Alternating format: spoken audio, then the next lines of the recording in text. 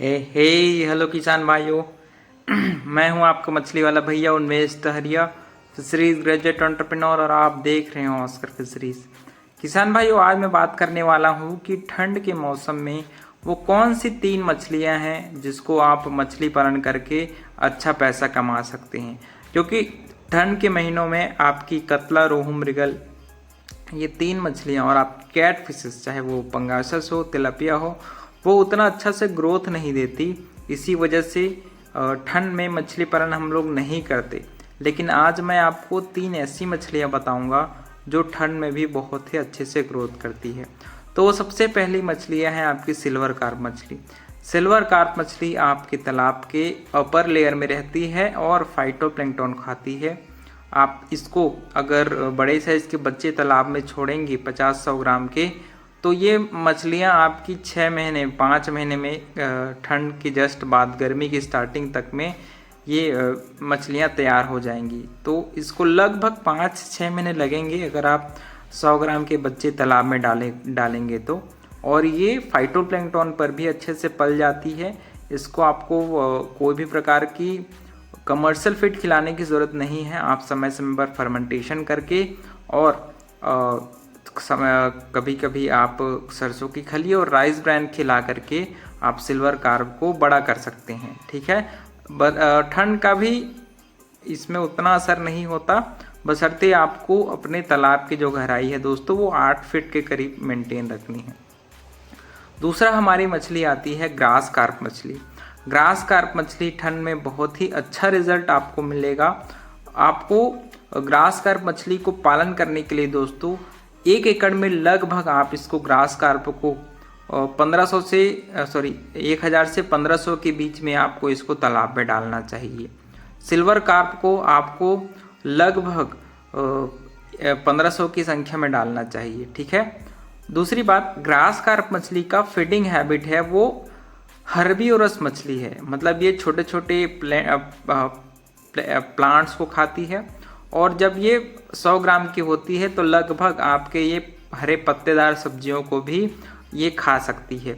इसी वजह से ठंड के मौसम में इसके लिए बहुत अच्छी मात्रा में पत्ता गोभी और फूल गोभी, इसके जो डंठल आते हैं सॉफ्ट डंठल, उसको चॉप्ड करके आप राइस ब्रान और सरसों खली के साथ मिक्स करके आप इसको बैक फीडिंग कराइए और गोला बना करके तालाब में फेंकवाइए। बहुत ही अच्छा रिजल्ट आपको मिलेगा। ग्रास कार्प मछलियाँ लगभग 5 महीने लगाती हैं बड़ा होने में। इसी वजह से ठंड में आप इस ग्रास कार्प मछली के 50 से 100 ग्राम भार के बच्चे तालाब में छोड़िए, ताकि बहुत ही कम समय में आपकी ग्रास कार्प मछली है वो बड़ा हो जाए।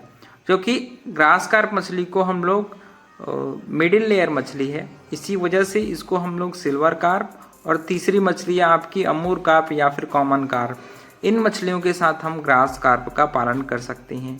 फीडिंग कराना बहुत ही आसान है और साथ ही साथ आप समय समय पर तालाब में फर्मेंटेशन करके इसके लिए प्लैंक्टन बना सकते हैं, जिससे एडिशनल आपको कमर्शियल फीड ग्रास कार्प को नहीं खिलाना पड़ेगा। साथ ही साथ जो छोटे छोटे खरपतवार होंगे जो तालाब या फिर खेत में उगते होंगे, उसको आप काट करके, जो चॉपर मशीन आता है उससे काट करके आप ग्रास कार्प मछली को तालाब में डाल सकते हैं। सीधा फेंकवा दीजिए, वो ऐसे ही मछलियां हैं ये खा सकती हैं उसको। तीसरा मछली आता है दोस्तों आपकी अमूर कार्प या फिर कॉमन कार्प मछली। ये मछली तालाब के निचले हिस्से में रहती है और तालाब के जो सड़े गले पत्ते हैं, मिट्टी है, उसको ये खाती है। और इसी वजह से इस मछली को अलग से आपको कमर्शियल फीड नहीं खिलाना पड़ता। आपको बस इसको अच्छे से तालाब में फर्मेंटेशन करना है, तालाब के पानी को हरा कलर का रखना है।